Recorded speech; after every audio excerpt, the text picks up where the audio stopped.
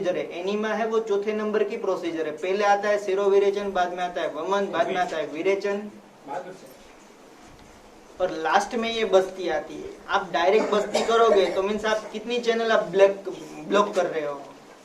Means हम injection ले रहे हैं, मीन्स दवाई डायरेक्ट ब्लड में जा रही है, तो वो ब्लड दवाई डाइजेशन सिस्टम में तो नहीं गई। अगर वही दवाई डाइजेशन से जाएगी तो पूरे बॉडी में फैलेगी। आपको टेम्पररी रिलीफ हो जाएगा मगर परमानेंट रिलीफ नहीं होगा। इसलिए जो चीज मीन्स मुंह से होती है ना वो अच्छी है, वो बस्ती मीन्स लेटर ऑन के लिए मीन्स कंडीशन क्रॉनिसिटी सब देखने के बाद हम दे सकते हैं। बस्ती में स्नेहन स्वेदन की जरूरत नहीं है, इसीलिए बस्ती में कोई नहीं बोला मैं पंचकर्म स्नेहन स्वेदन, क्योंकि बस्ती हम डायरेक्ट दे सकते हैं। हाँ, बस्ती देने के टाइम दो चीज ध्यान में रखनी है। जो शोधन बस्ती आस्थापन बस्ती है वो खाली पेट देनी है, और अनुवासन बस्ती है वो खाने के बाद देनी है। तेल की जो बस्ती होती है वो खाने के बाद देनी है। प्याज की बस्ती रात को लेते तो कोई बात नहीं है, मीन्स खाना खाने के बाद, मगर फर्स्ट फूड रात को लो दिन में लो ऐसा नहीं है, मगर फर्स्ट फूड के बाद देनी है। कोई भी क्रिया हमारे यहाँ दिन में होती है, आत्यायिक अवस्था में इमरजेंसी में हम कभी भी कर सकते हैं। आयुर्वेद ने ऐसी कोई भी चीज पकड़ के नहीं रखी है कि ऐसा ही है तो ही ऐसा है, मगर आत्यायिक अवस्था में आपको कंडीशन देख के कोई भी चीज आप कर सकते हो। मगर रात में लेना इट्स नॉट गुड। मगर आप हेल्दी हो तो दिन का जो फर्स्ट फूड जाता है उसके बाद आप ले सकते हो।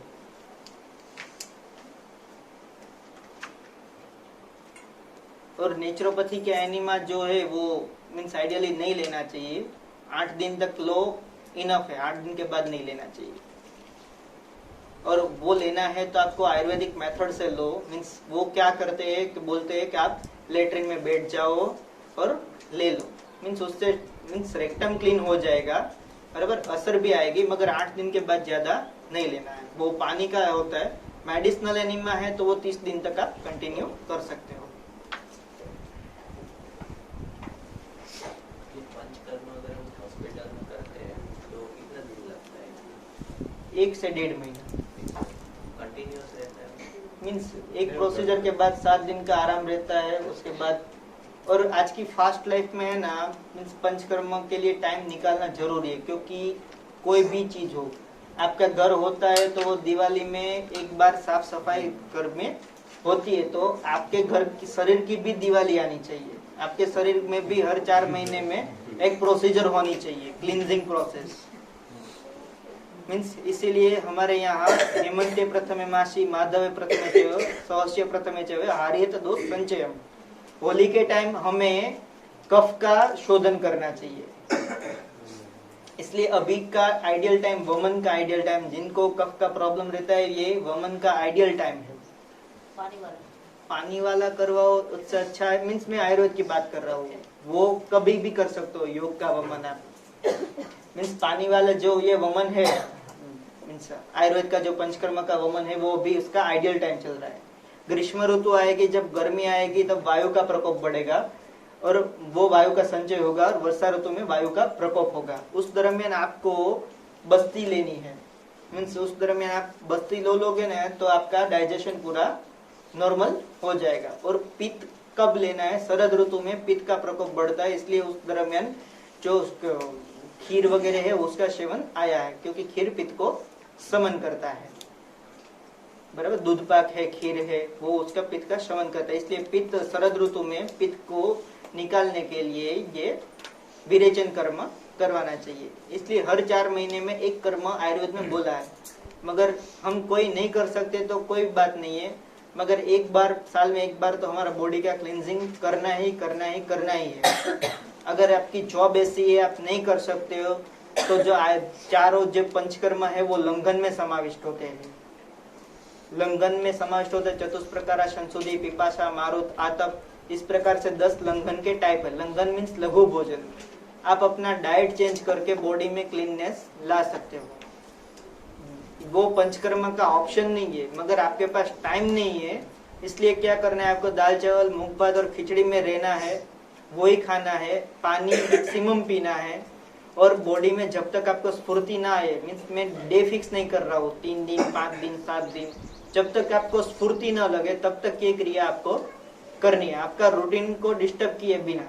मगर आपको क्या करना है, खाने का चेंज करना है। सिर्फ खाने में दाल चावल, मीन्स बच्चा जो पहली चीज खाता है ना, मीन्स मदर मिल्क के बाद वो चीज आपको खानी है। मीन्स आपने कभी देखा कि बच्चों को सुस्ती हुई, कुछ हुआ, क्योंकि वो भी राइस डालते हैं। अभी हम पढ़े लिखे हो गए तो हम पहला क्वेश्चन करते हैं कि राइस से एब्डोमेन में हैवीनेस हो जाता है, ये हो जाता है, गैस वगैरह हो जाता है राइस से, मीन्स वो। मगर एक्चुअली क्या है कि गेहूं के कारण होता है। गेहूं is not our ideal food. गेहूं है हमारा ट्रेडिशन में नहीं था। हमारा ट्रेडिशन में ज्वार, बाजरी और चावल थे।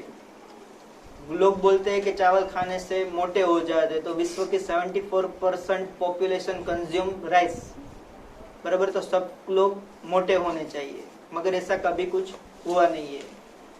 इसलिए रोटी ना खाओ तो चलेगा, राइस खाना चाहिए, कंपलसरी खाना चाहिए। रोटी क्यों नहीं खानी चाहिए, वो भी एक है कि रोटी का लोट पहले मीन्स ऐसे कूट के बनता था, उसके बाद घंटी आई, तब तक कोई प्रॉब्लम नहीं था। बाद में घर घंटी, वो चक्की की आटी आई कि इसमें पिसता था, और अब घर घंटी आई, उसमें जो गेहूं है वो ऐसे कट होता है। तो जो आप आधा डब्बा गेहूं भर के लेके जाते हो तो आप घंटी में करोगे तो आधा डब्बा ही लोट रहेगा।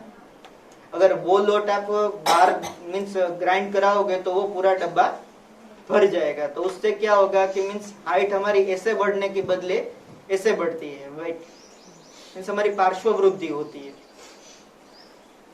समझे। इसीलिए ये मीन्स ग्राइंडिंग से अच्छा है बोल फूड। मगर बाफा मीन्स बॉइल्ड फूड है, कुक्ड फूड जरूरी है। विदाउट अग्नि संपर्क खोराक नहीं खाना है। मीन्स अग्नि संपर्क खोराक खाना है आपको तो वो राइप खाना है, कच्चा तो बिल्कुल नहीं खाना है। मीन्स शाकभाजी है वो कच्चे खाओगे तो वो कृमि उत्पन्न करेंगे बॉडी में, डाइजेशन प्रॉब्लम करेगा। उससे अच्छा है आप फ्रूट खाओ, और फ्रूट भी अपने हिसाब से पके हुए होने चाहिए। आपके सामने पके हुए तो बेस्ट है, या तो आपके विश्वास से, क्योंकि अभी केले भी ऐसे करते हैं और 12 घंटे में पक जाते हैं। इसलिए ये चीज भी ध्यान में रखनी है। जी जैसे एक प्रोसेस होता है कि व्रत रखते हैं, व्रत के बाद कई लोग इस तरह से करते हैं, वो मैं पूछना चाहता हूँ आयुर्वेद के दृष्टिकोण से सही है कि नहीं, कि व्रत के बाद पूरे निर्जला व्रत रखते हैं, फिर सुबह सूर्योदय के समय पे नींबू पानी पीकर खूब पेट भर के पानी पीते हैं, फिर उसके बाद जैसे आपने कहा ना सफ़ेद पानी निकलना चाहिए, उस तरीके से वो निकालते हैं तो लैट्रिन के रास्ते से। तो ये प्रोसेस 15 दिन में करते हैं। ये आयुर्वेद के दृष्टिकोण से क्या कहते हैं? ऐसा कोई प्रोसीजर आयुर्वेद में नहीं लिखा है। वो लेमन क्लींजिंग प्रोसेस है, मीन्स नींबू को बॉइल करके वो लोग पीते हैं और उनका पेट साफ हो जाता है। मगर ऐसी प्रॉब्लम के बाद वो हाइपोग्लाइसेमिया हो जाता है। वो 15 दिन में एक बार करते हैं। एक बार करते हैं, मगर हाइपोग्लाइसेमिया हो जाता है, उसके बाद पेट दर्द होता है, मसल्स क्रैम्पिंग बढ़ता है, ये सब उसके साइड इफेक्ट में। इसलिए ये प्रोसेस आयुर्वेद नहीं बोलता भी नहीं है और करवाते भी नहीं है। ये है ना विदेशों में, मीन्स वो किसी ने किया और किसी को अच्छा लगा। मीन्स क्या आयुर्वेद में बोला है, पुरुषम पुरुषम प्रति और पुरुषम पुरुषम वीक्ष्य। मीन्स आपको जो चीज अच्छी लगती है ये इनको नहीं अच्छी लगेगी, और इनको जो अच्छी लगती है ये इनको अच्छी नहीं लगेगी। मीन्स आपको बोला है वो शाश्वत नहीं है, आपका भी सही है, इनका भी सही है और इनका भी सही है। वो एक गिलास नींबू पानी पीते हैं, हाँ, नींबू पेट साफ हो जाता है। वो बाद में नॉर्मल गुनगुना पानी पीते हैं। हाँ, मगर वो मीन्स आइडियली नहीं करना चाहिए। मीन्स आपने 24 घंटे तक कुछ खाया पिया नहीं है, पानी नहीं पिया, तो इसलिए पहले चीज क्या आएगी, सिप ऑफ वाटर आएगा। आधा घंटा आप रेस्ट करो, उसके बाद थोड़ा सा सिप बढ़ाते जाओ और उसके बाद नॉर्मल वाटर पे आओ। मीन्स एक साथ आपके बॉडी को आपने आराम दिया 24 घंटे तक। एक त्रासी है, मीन्स एक कष्ट देते हो आप बॉडी को। 24 घंटे तक आपको बिना सोचे समझे कुछ खाया पिया नहीं, और दूसरे दिन आपने एक साथ इतना दे दिया तो कष्ट बढ़ेगा ना। मीन्स छुट्टी के बाद आपको काम ज्यादा दे दे, मीन्स धीरे धीरे काम बढ़ाते हो ना आप अपना। एक साथ काम दे दे तो क्या होगा, स्ट्रेस हो जाएगा, और बॉडी में स्ट्रेस होगा तो बॉडी तो बोल नहीं पाएगी। इसलिए सिम्टम जनरेट करेगी। अगर सिम्टम को आप इग्नोर करोगे तो वो सिम्टम डिसीज में कन्वर्ट होगा। लेकिन लंघन उपवास तो है ना आयुर्वेदिक में, लंघन है ना, लंघन उपवास तो करते हैं तो लंघन 10 टाइप का है, उपवास उसका एक टाइप है। और उपवास है वो पित्त प्रकृति वाले को नहीं करना चाहिए क्योंकि पित्त बढ़ता है। पित्त रोगों के निदान में एक उपवास एक निदान लिखा है। हाँ, कफ वालों के लिए कफ और वायु के लिए। कोई भी साम अवस्था है, साम पित्त है तो वो कर सकते हो उपवास, बराबर। उपवास नहीं कर सकते हो आप मीन्स पूरा मीन्स पानी बिना पानी के नहीं रह सकते हो आप, बराबर। तो मीन्स उसका मेथड बदल जाता है। मीन्स आपका वे ऑफ उपवास से आपके बॉडी में क्या चेंजेस होता है उसके अकॉर्डिंग आपका उपवास डिसाइड होगा। आपने ये कच्चा जो बोला कि समझो फलाहार है, फलाहार में फ्रूट्स आ गए। हाँ, तो ये समझो सलाद में क्या क्या है? सलाद नहीं खाना चाहिए, टमेटोज वगैरह नहीं खाना चाहिए। नहीं, टमाटर कच्चा खा सकते हो, उसको बॉइल्ड नहीं करना चाहिए। हाँ वही बोलते, बॉइल करने को ना बोलते, तो पकाने को ना बोल रहे। हाँ, तो फलाहार ही करना है ना। तो उसका अभी कच्चा खा सकता है? हाँ, टमाटर लीला टमाटर नहीं खाना, लीला ग्रीन नहीं खाना वो है। तो सही बात, वो तो नहीं, वो कच्चा मीन्स वो लोग सलाद खा लेते हैं, काची गोभी खिलाते हैं, फ्लावर खिलाते हैं, दूधी कच्ची खिलाते हैं। वो कच्चे वो जो आप वो उन लोग वो भाई साहब ने जो बोला ना वो आखिर अलग मेथड है, इसलिए उनको मैं समझाने के लिए वो बोला था। मीन्स फ्रूट खाने हैं हमें, मगर राइट फ्रूट खाने हैं। जौ कितना योग्य है अपना डेली में? डेली घऊ अच्छा है, जौ अच्छा है। जौ भी अच्छा मिक्स अकेले खाओ तो बेटर है, जौ एक साथ दो चीज मिक्स मत करो। जो कार्बोहाइड्रेट आप जो फॉर्म में ले रहे हो वही फॉर्म में लो। मीन्स मॉडर्न डाइटिशियन मीन्स जो पढ़ते हो ना वो लोग अगर आप सुनो ना तो वो अगर आप गेहूं लो या तो चावल लो। अब अगर आप चावल ले रहे हो तो गेहूं मत लो, क्यों? क्योंकि चावल कॉम्प्लेक्स कार्बोहाइड्रेट है, चावल सिंपल कार्बोहाइड्रेट है, गेहूं कॉम्प्लेक्स कार्बोहाइड्रेट है। जो चीज बनने में देरी लगती है वो चीज पचने में देरी लगती है। चावल जल्दी बन जाते हैं, गेहूं का मीन्स प्रोसेसिंग टाइम ज्यादा है। मीन्स गेहूं 4 महीने में बाद पचेगा, चावल 2 से 2.5 महीने में बन जाता है। इसलिए चावल जल्दी पचता है, गेहूं नहीं पचता। इसलिए चावल अच्छे है, चावल से जौ अच्छे है। चावल से जौ थोड़े लोएस्ट में आएगी क्योंकि जौ और चावल के बीच में आप जौ और गेहूं, चावल और गेहूं के बीच में जौ आता है। इसलिए आपको मीन्स पहले क्या मीन्स हम एनवायरमेंट में रहते थे इसलिए हमें पता था, क्योंकि हर एक का कल्टीवेशन टाइम क्या होता है। अभी हमें किसी का कल्टीवेशन टाइम पता नहीं है। तो मीन्स आम है तो वो 25 साल बाद एक झाड़ में आम आती है, इसलिए आम खाते हैं तो हम पेट भर के खाते हैं, मगर उसका डाइजेशन में उतना ही टाइम लगता है मैक्सिमम। उससे आम से अच्छा है संतरा। मीन्स विटामिन सी के सोर्स के तौर पर देखो तो संतरा जल्दी पचता है। मगर आम के साथ क्या करते हैं हम? रोटी खाते हैं, रस बनाते हैं। मीन्स खाना है तो केरी चीर बना के खाओ, रस मत बनाओ। क्यों? क्योंकि एक बाट की जो जूस होगा उसमें 3 से 4 केरी आ जाएगी, और वो ऐसे खाओगे तो आपका पेट भरेगा।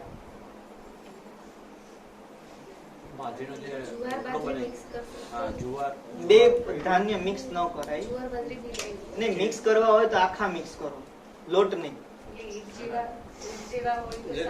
નહીં લોટ નહીં, ખીચડો બનાવો।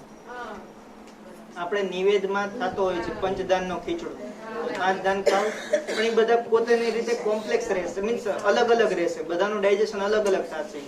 તમે લોટ કરશો તો બોડીમાં મિક્સ થવાનું છે। खिचड़ी खाई सकती થાય, ગરમ પડે બાજરો, जौ में ना થાય।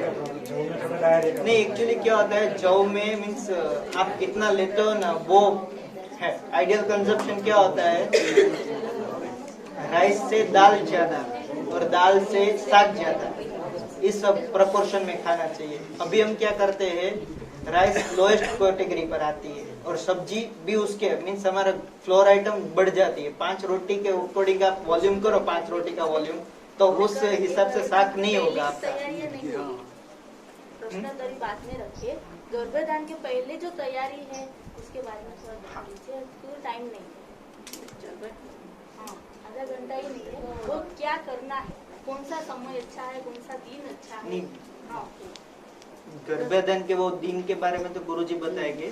गर्भाधान से पहले जो क्लींजिंग प्रोसेस पंचकर्म के है, विषय भी, हाँ पंचकर्म के विषय उत्तरावस्थी वो स्नेहन स्वेदन मैंने हर एक कर्म के पहले बोला, जिसमें जो पूर्व कर्म आता था ना वो सब बोला है। वमन विरेचन के पहले स्नेहन स्वेदन आएगा, पश्चात कर्म में मैंने जो संसर्जन क्रम बोला वो आएगा। हम जो बेबी प्लान करते हैं उसके कितने महीने पहले पंच का योग कराना चाहिए? जो actually means what I think, baby plan नहीं करना चाहिए, बराबर।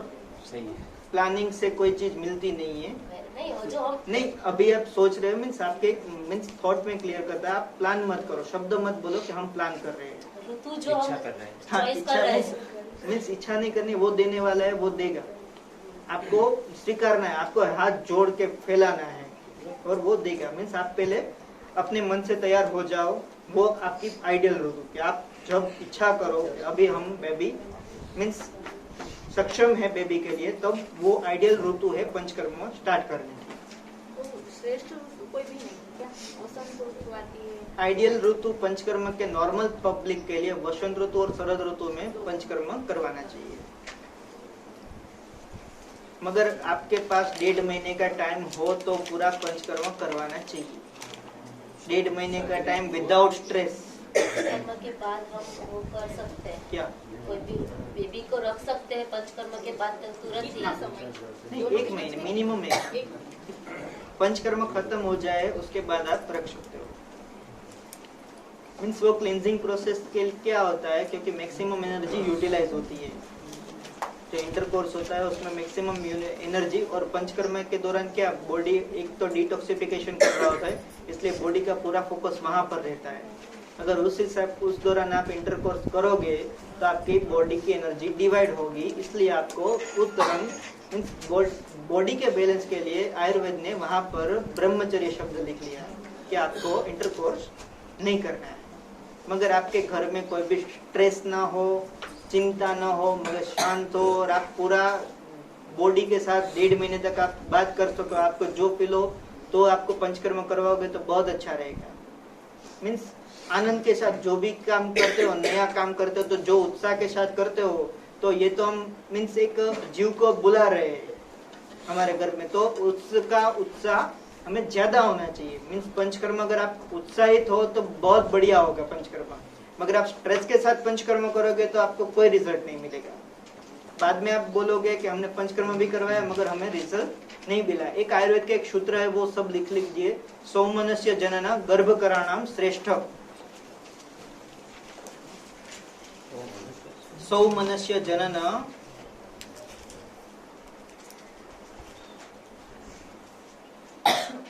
गर्भकराणाम श्रेष्ठ।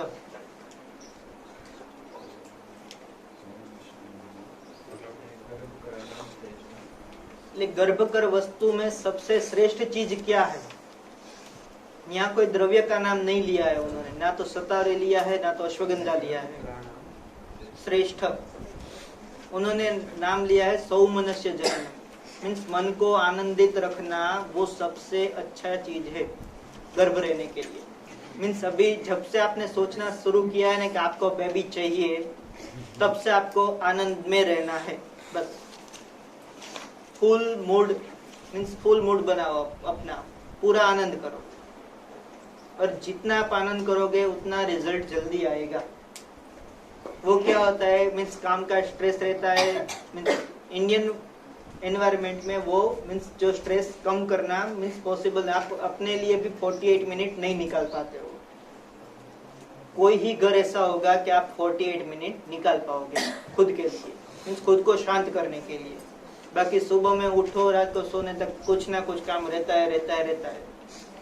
इसलिए कोई भी काम करो आनंद से करो। मैं ऐसा नहीं बोल रहा हूँ 100% इसको ही फोकस करो, मगर जो भी काम कर रहे हो आनंद से करो। और जो श्रेष्ठ संतति आपको आपके बच्चे में जो गुण चाहिए वो गुण का चिंतन शुरू करो, क्योंकि गुण से ही कर्म बनता है, कर्म से गुण नहीं बनता। उत्तरावस्थी उत्तरावस्थी उत्तर बस्ती समझे।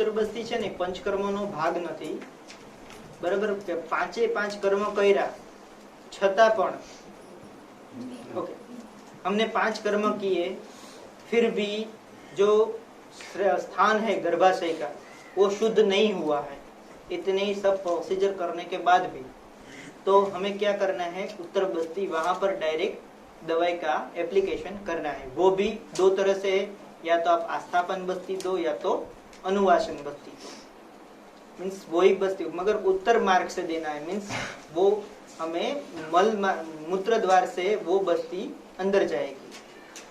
स्त्रियों में 2 मार्ग से उत्तर बस्ती दे सकते हैं, योनि मार्ग से भी दे सकते हैं, और मूत्र तकलीफ हो तो मूत्र मार्ग से भी उत्तर बस्ती दे सकते हैं। पुरुषों में जो मूत्र द्वार है उससे ही उत्तर बस्ती देनी होती है, वो उत्तर बस्ती है। मगर वो क्या करता है कि जो रिप्रोडक्टिव सिस्टम है उसको, जो लोकल दोषिक इन्वॉल्वमेंट होता है उसको कम करता है।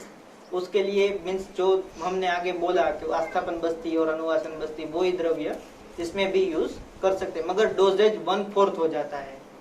जो आप 700 ml की उत्तर बस्ती देते हो तो यहाँ पर 150 ml हो जाएगा, और उत्तर बस्ती ऑयल की उत्तर बस्ती 30 to 40 ml होगी।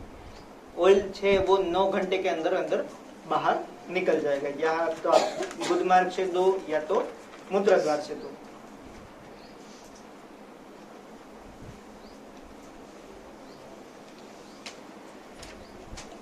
एक दिनचर्या में धूमपान का प्रयोग आता है, धूम्रपान नहीं, धूमपान।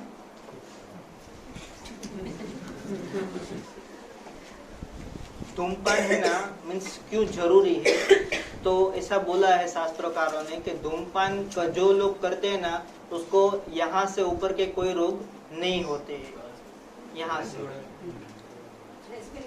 रेस्पिरेटरी डिसीज, अपर रेस्पिरेटरी ना कोई पण रोग थता नहीं। उसमें धूमपान में मीन्स सुगंधित द्रव्य रहते हैं, उसके 3 टाइप है। प्रायोगिक धूमपान,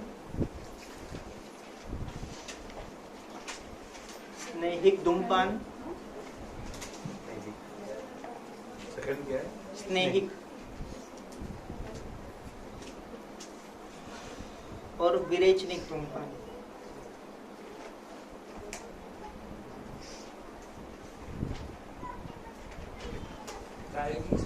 स्नेहिक,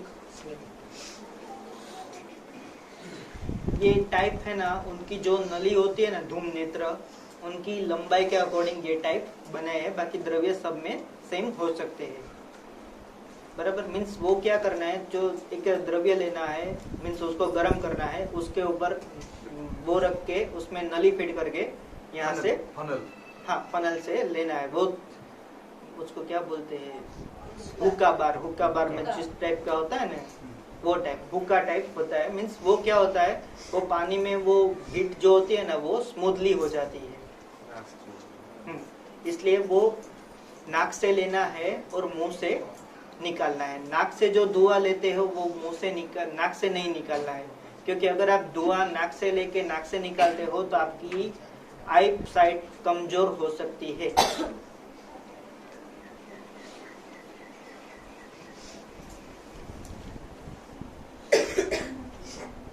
बाद में जो लेडीज लोगों को ओव्यूलेशन की तकलीफ रहती है उसका one of the main cause hormone नहीं है, उनको रहती सर्दी है।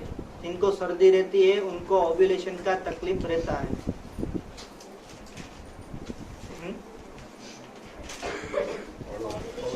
ओव्यूलेशन मीन्स तमे डॉक्टर पास जाओ ने तमारो बीज प्रॉपर न बने अथवा बीज प्रॉपर छूटू न पड़े। बीज जो बनता है ओवम वो या तो बड़ा नहीं होता, हाँ, या तो बड़ा नहीं बनता, या तो छोटा रहता है, या तो बनता ही नहीं। उनको मीन्स मैंने मेरी प्रैक्टिस में देखा है, उन सबको सर्दी रहती है, इसलिए क्या करते हैं, उनको अणु तेल का जो नशा होता है दोनों नाक में 2-2 बार 2-2 ड्रॉप्स डालने होते हैं। उनका नाक क्लीन होगा तो अपने आप वहां पर ओव्यूलेशन स्टार्ट हो जाएगा। ये रिसर्च हुआ है, IPGT में रिसर्च हुआ है, BHU हिंदू, बनारस हिंदू यूनिवर्सिटी, सब जगह रिसर्च हुआ है ये। मगर इसका कारण क्या है, तो कि ये पृथ्वी तत्व है। नाक है वो एक घ्राणेन्द्रिय भी है और कर्मेंद्रिय भी है। पर ज्ञानेंद्रिय भी और कर्मेंद्रिय मीन्स आपका पृथ्वी तत्व बिगड़ेगा तभी आपको बच्चा रहने के प्रॉब्लम होगी, क्योंकि पृथ्वी तत्व ही स्थिरता प्रदान करता है। इसलिए जब तक आपका ये नाक ठीक नहीं होगा तब तक आपको बच्चा रहने में प्रॉब्लम रहेगा रहेगा रहेगा। इसके लिए नस्य रेगुलर, इसीलिए पहला पोर्शन आया शिरोविरेचन और साथ में हमने नस्य भी दिया था कि गाय गो घृत का। મેદસ્વીતા લેડીઝમાં હોય એ પ્રોબ્લેમેટિક છે એટલે બાળક जो मेदस्विता के आयुर्वेद सिम्टम आप देखो ना तो जिनके ये स्फिक प्रदेश, बाद में उदर प्रदेश और स्तन प्रदेश जो चलने के टाइम चलते हो ना वो ही मेदस्वी है। अगर वो चलते टाइम वो उनके वो ये तीनों प्रदेश चलते नहीं है तो वो मेदस्वी नहीं है। हम अभी क्या करते हैं, मेदस्विता को वेट पर ले गए हैं। हम विज्ञान समझने के लिए गणित जरूरी है, गणित ही विज्ञान है ऐसा नहीं है। मीन्स अगर आपके वो चल स्फिक उदर स्तन आप में ये सिम्टम नहीं मिलता है तो आप ओबेज नहीं हो। नहीं समझे? मीन्स चल स्फिक, चलो मीन्स मूवमेंट करता है, स्फिक मीन्स बेली, स्फिक मीन्स ये थाई मीन्स पीछे वाला भाग, बेली उदर मीन्स ये, और स्तन मीन्स चेस्ट। मीन्स अगर वो मूवमेंट करता है चलने के टाइम तो आप ओबेज हो, अगर नहीं चलता है तो आप ओबेज नहीं हो। क्योंकि आयुर्वेद में कहीं पर भी पैरामीटर नहीं लिखे हैं कि आपका वेट इतना होना चाहिए, आपके हाइट और वेट के हिसाब से आपको इतना होना चाहिए, ये कहीं पर भी नहीं लिखा है। मीन्स सिम्टोमेटिक है, आप सिम्टम देखो आपके बॉडी में ये है तो वो ओबेज है, नहीं है तो आप ओबेज नहीं हो। इसीलिए किसी को मीन्स बोल देना कि मीन्स ओबेसिटी, वो क्या करते हैं हम एक कारण ढूंढ लेते हैं। मीन्स हम एक ह्यूमन मेंटालिटी, कोई भी चीज को कारण नहीं देते ना तब तक हमें शांति नहीं मिलती। मीन्स कारण ढूंढने का प्रयत्न करते हैं, जब बंद बैठ जाए तब बैठ डाल देते हैं। ज्यादातर गायनेक लोग ऐसा बोलते हैं। नहीं, वो गायनिक वो वेट वो क्या करते हैं, विज्ञान समझने के लिए गणित का यूज करते हैं मगर गणित को ही विज्ञान बना देते हैं। हमारे पास ऐसे भी केसेस है कि जो AMH लेवल होता है वो 0 होता है और वो बोलते हैं ये कभी माँ बन ही नहीं सकती। पंचकर्म करवाने के बाद वो लेडी खुशखुशाल बच्चा जन्म देती है। मीन्स वो लेबोरेटरी तीसरी आंख है। मीन्स ना तो हमारे आंख की आंख है ना, वो डॉक्टर ने देखा। पहले के डॉक्टर क्लिनिकल एग्जाम करते थे और अभी के डॉक्टर लेबोरेटरिकल इन्वेस्टिगेशन करते हैं। और आपको देखा हो तो लास्ट में लिखा होगा clinical correlation can be further. ये लाइन कोई नहीं पढ़ता है। क्लिनिकल कोरिलेशन मीन्स आपको सिम्टम है उस अकॉर्डिंग आपको ट्रीटमेंट देनी है, ना कि रिपोर्ट के अकॉर्डिंग। आपका शुगर 160 आया और आपको ट्रीटमेंट स्टार्ट नहीं कर देनी है। आपको सिम्टम है डायबिटीज के तो ही आपको ट्रीटमेंट देनी है। और फर्स्ट प्रेफरेंस एलोपैथी साइंस में भी, मगर वो क्या होता है कि अभी मेडिसिन का वो बंदा दिया है, बाकी पहले उनके यहाँ पर भी 10 दिन तक डाइट ही है। आपको पास हाइपरटेंशन आया तो 10 दिन तक आपका कंटिन्यूस बीपी मॉनिटरिंग करेंगे। उसके बाद भी आपका बीपी डाउन नहीं होता तो ही आपको बीपी की दवाई देखी, मगर ऐसा अभी कोई फॉलो करते नहीं। और हमें भी अपने बॉडी के लिए टाइम नहीं है। आपका परिचय? हाँ, आपका परिचय? मेरा नाम वैद्य सचिन दलाल है।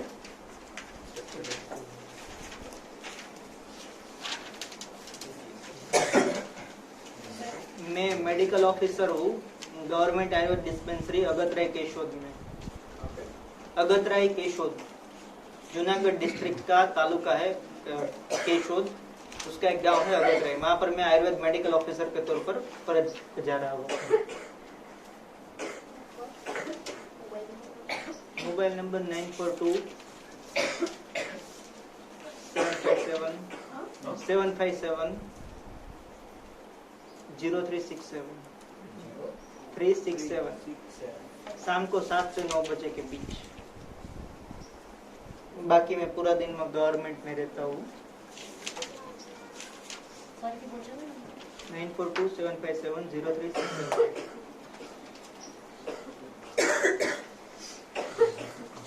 मीन्स गर्भाधान और कोई मीन्स क्लींजिंग प्रोसेस मेरा था। वेट कितना होना चाहिए इसका कोई आयुर्वेद में है लिखा है डिलीवरी के टाइम? नहीं, वो कोई नहीं है। ऐसा कोई नहीं है। मीन्स बालक की 3 क्राइटेरिया आपको देखनी है, आपका बच्चा हेल्दी है या नहीं है, बालक पूरा फीडिंग ले रहा हो, बालक सो रहा हो और बालक खेल रहा हो। 3 चीज प्रॉपर है तो आपको बालक की चिंता करने की जरूरत नहीं है। जो हम क्राइटेरिया फॉलो कर रहे थे इंडियन गवर्नमेंट अभी तक, वो WHO के क्राइटेरिया थे। WHO ने US बेबी के क्राइटेरिया उठा के इंडिया पर मीन्स पूरे वर्ल्ड में डाल दिए थे। और US बेबी क्या है, वो पाउडर मिल्क ले रहे थे, इसलिए उनका एवरेज वेट हमारे इंडियन बच्चों से ज्यादा था। इसीलिए हमारे भारत के मैक्सिमम बच्चे माल नरिश्ड में आते हैं। अभी उन्होंने WHO ने 3 साल पहले बोला कि आप जो क्राइटेरिया अपने कंट्री के अकॉर्डिंग डेवलप करो, इसलिए पिछले 3 साल से भारत गवर्नमेंट ने वो क्राइटेरिया डेवलप करके पूरा अभी ICDS डिपार्टमेंट है वो उस पर काम कर रहा है। न्यूबॉर्न बेबी में आता है जॉन्डिस मोस्टली, तो वो फिजियोलॉजिकल जॉन्डिस रहता है वो। और वो क्या होता है मीन्स हमारे यहाँ पहले सिस्टम थी, बालक का जन्म होता है तब उसको गड़धूती पिलाते थे, उसमें मीन्स कड़वी चीज भी आती थी, इसलिए उसके बॉडी में जो मीन्स स्टूल अगर वो निकल गया हो या उसका जो बुरा पित्त उसके पेट में रहता है ना वो निकल जाए। जब ये पित्त नहीं निकलता तभी ये पित्त है ना दिखा देता है, बारो उसको जॉन्डिस बोलते हैं। वो 48 आवर के अंदर आता है जॉन्डिस तो वो नॉर्मल है, वो 5 दिन में नॉर्मल हो जाएगा। मगर 48 आवर के बाद आता है जॉन्डिस तो वी शुड कंसल्ट डॉक्टर और स्टार्ट ट्रीटमेंट। गर्भाधान के दरमियान क्या खाना चाहिए, ज्यादा घी वाला या खाना चाहिए या नहीं, पहले मीन्स 3 चीज का आपको बेसिक ध्यान रखना है, आहार, निद्रा और ब्रह्मचर्य। गर्भाधान के दरमियान आपको पहले तो भूख प्रॉपर लगनी चाहिए, बराबर, निद्रा प्रॉपर आपकी होनी चाहिए, मीन्स नींद आए तभी नींद करनी है, ना तो पहले करनी है ना तो बाद में करनी है। और ब्रह्मचर्य ऑलवेज, ये 3 कर्म है ना ऑलवेज खाली पेट करने हैं, आहार, निद्रा और ब्रह्मचर्य।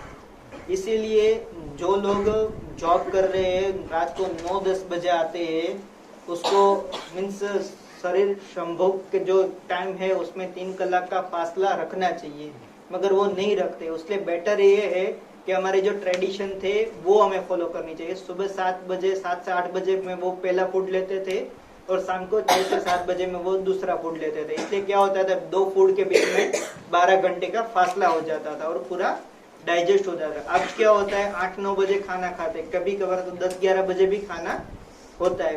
वेट नॉट गुड, मीन्स रात को आपको सोना है तो आपको सोने से 4 घंटे पहले आपका खाना हो जाना ही चाहिए। अगर आपका खाना 4 घंटे पहले नहीं होता है तो मीन्स आप जैसे ही नींद बंद करोगे तो शरीर के सिस्टम बंद हो जाएगी और सुबह उठ के आपका पेट साफ नहीं होगा, और पेट साफ नहीं होगा तो पूरी सिस्टम लेट जाएगी। मीन्स एक ट्रेन अगर लेट आती है तो सब ट्रेन लेट होती है। इसी तरह मीन्स कोई भी क्रिया टाइम से करनी है। सुबह में अगर आप नाश्ता कर रहे हो तो नाश्ता का इंग्लिश वर्ड है ब्रेकफास्ट, तो फास्ट कितने घंटे का, तो 12 घंटे का फास्ट करो तो ही ब्रेकफास्ट बोलो आप।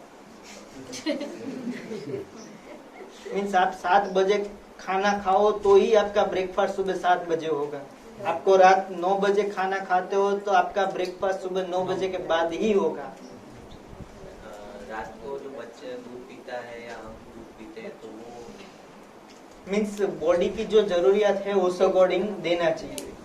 मीन्स दूध पियो मगर 1 कप से ज्यादा नहीं, मगर कब, तो कि रात आपका खाना और दूध के बीच में 3 घंटे का फासला होना चाहिए, मगर उसके 1 घंटे के बाद आप सो। जनरली बच्चे के रात को ही, बच्चों को है ना, हम जैसी हैबिट डालते हैं ना वैसी हैबिट पड़ती है। काफी सारे बच्चे ऐसे हैं कि उनकी मदर 6 बजे के बाद, जैन कम्युनिटी में 6 बजे के बाद वो कुछ देते नहीं, मीन्स बाय बोन उसको ऐसी हैबिट करवाते हैं, सिर्फ पानी की छूट रखते हैं। इसीलिए वो मीन्स हम जैसी हैबिट डालेंगे ना बच्चों को, ऐसी हैबिट। पहले बच्चा ना बोलता है कि मुझे नहीं लेना नहीं लेना, और बाद में वो जिद में कन्वर्ट होता है। जब लेना चालू करता है ना बाद में वो जिद में कन्वर्ट हो जाता है। वो पेरेंटिंग में आपको कल समझाएंगे। रात को हमने 1 कप दूध पिया, उसके बाद तुरंत सो सकते हैं 1 घंटे के बाद। 1 कप दूध, मीन्स आइडियली मीन्स दूध લ્યો પણ કેટલું એક cup for 50 to 100 ml, not more than that. दूध अकेला ही ले सकते हैं, उसमें कुछ डाल सकते हैं, घी भी। એક મીન્સ સારું દૂધ આવતો હોય તો એકલું લેવાય, કોથળીનું દૂધ ન પીવાય. खाने के साथ लेना चाहिए दूध या नहीं नहीं पीना चाहिए. खाने के साथ तो क्लियर कट मनाही लिखी है. वो खिचड़ी तो सही भोजन है। हाँ खिचड़ी के साथ सही भोजन है। नहीं, सोल्ट आता है ना खिचड़ी में. दूध रात को, दही रात को नहीं लेना है. न नक्तम दधि भुंजितम, दही रात को नहीं लेना है. हाँ दिन में. एक्चुअली आपको मिल्क प्रोसेस के बारे में पता है? हमारे इंडिया में ट्रेडिशन में मिल्क कैसे वो होता था. वो एक्चुअली क्या होता था, मिल्क है ना, गाय पूरे दिन घूमने जाती थी. मीन्स जैसे हमें इंडाइजेशन होता है इसी तरह प्राणियों के भी गाँव बफेलो सबको इंडाइजेशन की तकलीफ होती है अगर उनको बांध के रखेंगे तो. इसलिए क्या करते थे, सुबह में वो जाती थी. मीन्स इसलिए पूरा दिन वो घूमती थी. शाम को जब गाय आती थी तब उसका मिल्क वो लेते थे. वो लेने के बाद तुरंत वो मिल्क खाने में यूज करते थे. और खाने में बाजरा आता था, नहीं के गेहूं. गेहूं अंग्रेजों आए, बाद में गेहूं हमारा फूड में आया. बाकी पहले बाजरे के साथ दूध कभी विरुद्ध नहीं होता.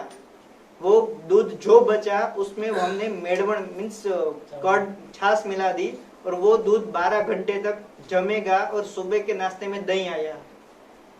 पहला का फूड 6-7 बजे पहले के लोग खाना खा लेते थे. और जो दही बचा उसकी छाछ दोपहर में मीन्स जब खाना होता था तब उसको वो वलो के छाछ बनती थी. और जो छाछ बचती थी वो गाय को वापस पिला देते थे. ऐसी साइकिल थी हमारी, मगर वो साइकिल अब ब्रेक हो गई है.